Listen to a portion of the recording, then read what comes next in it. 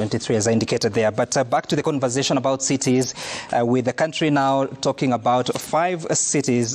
Philip, you had gotten to the point of saying that when you look at the qualifying characteristics, you do not see Eldoret meeting those. What exactly are you talking about? You know, I think if you look at the Urban Areas and Cities Act, it's very clear. I think they pinpoint 2 areas specifically. One is the issue of population, 2, the issue of infrastructure. So in terms of population, of course, Eldoret, as it is, meets the threshold. I doubt whether the Senate, in its own wisdom, found that the city, as it is now, met all the criteria as set in the Act. But the other 2 issues that I would want to bring up. Number one, the third one that should have been considered, and I think it is mentioned in the Act, the issue of systems. Does that particular area have adequate and sufficient systems to support management of that area as a city? The other thing is, of course, that can be, that can be inbuilt is the issue of human capacity. I'm sure, in their wisdom, the Senate didn't look at those issues that are not clearly spelled out in the Act, but are necessary to run a proper city. So otherwise, is it so bad, or it's work in progress? It can be corrected. We can correct. Okay. We can correct. So I'm not saying that we should deny an area a city status because they are running short of certain aspects of what is required in running and operating a city. But I think what I'm saying is that the Senate and the government, because the Senate are the custodians of the devolved governments, the Senate should now push very, very hard to have a fund to specifically support the cities. Because cities in this country, in fact, all over the world, bear the burden of the economy. Now that the city, Eldoret, has been pronounced as a city, there are so many expectations that will be lumped onto Eldoret. And we've already seen from your own presentation that Eldoret is currently, or in fact, not Eldoret, but Uasin Gishu is collecting about 1 billion shillings. I doubt whether 1 billion shillings can run a city, can meet. Yet the 1 billion is for the entire county. You see, 1 billion is revenues collected by the city, 1 billion shillings. But I doubt whether that is adequate.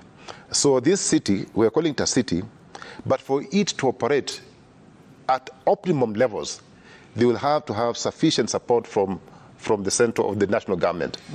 Currently, there is no county other than probably Nairobi, Kisumu, and maybe Mombasa, who generate sufficient, not sufficient, but a reasonable amount of revenue to support their own operations. Okay. So if you pull out the money that comes from the national government, all the counties will collapse. What I'm saying is that the Senate and the government, they need to start building capacity in terms of revenue collection, in terms of manpower, so that they can operate optimally. All right.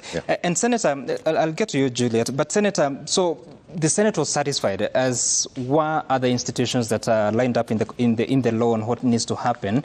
But on the questions he's raising about capacity, but also the financing, what should happen now? Sam, the score was not 100%. And we all know that with an 80% in Kenya, it's a first class. And so, for example, in the report of the Senate, Eldoret does not have a museum. And so we made a recommendation that a museum be established. In the case of Nakuru, Nakuru did not have an airport. Nakuru County does not have a proper commercial airport, but we gave them the benefit of doubt because there are these airstrips in Lanet and a lot of private airstrips within Nakuru.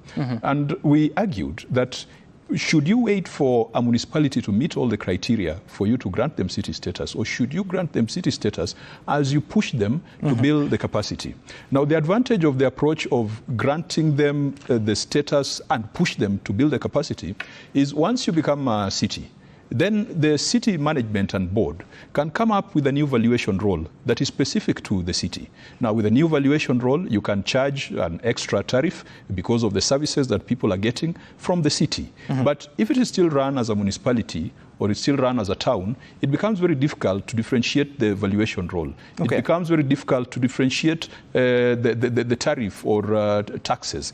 And that is usually one of the areas where when we do public participation, people resist the establishment of cities because they realize that once a city is established, the rates and tariffs might go up because there's demand for services. Yes. But it's a give and take. The rate of urbanization, I think Rita will tell us perhaps 50% will be in urban areas by 2030, if not 2050.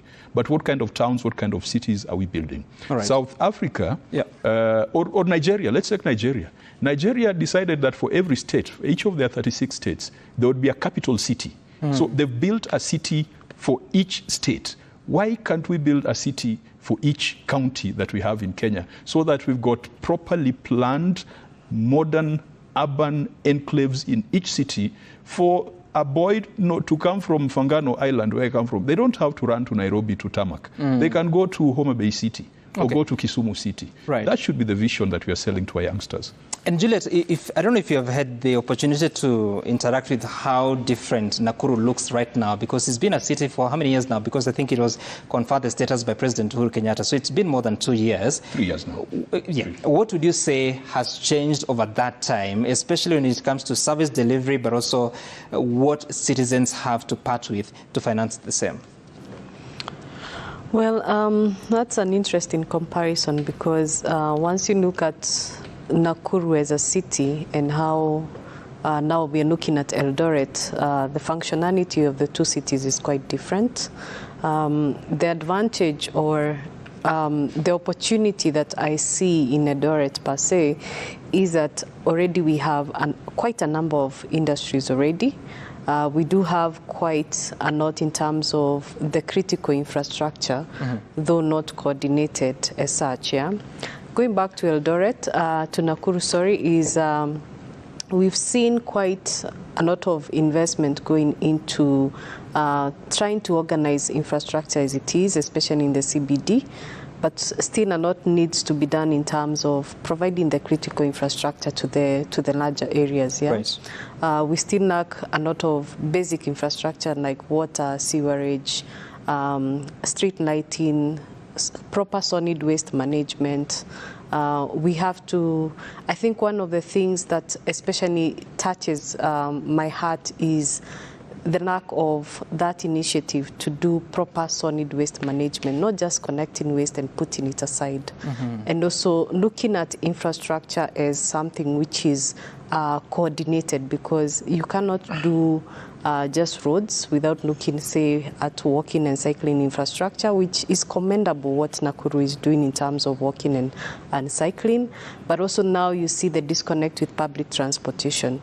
So that proper integration of all this infrastructure and services, that's something that is still lacking.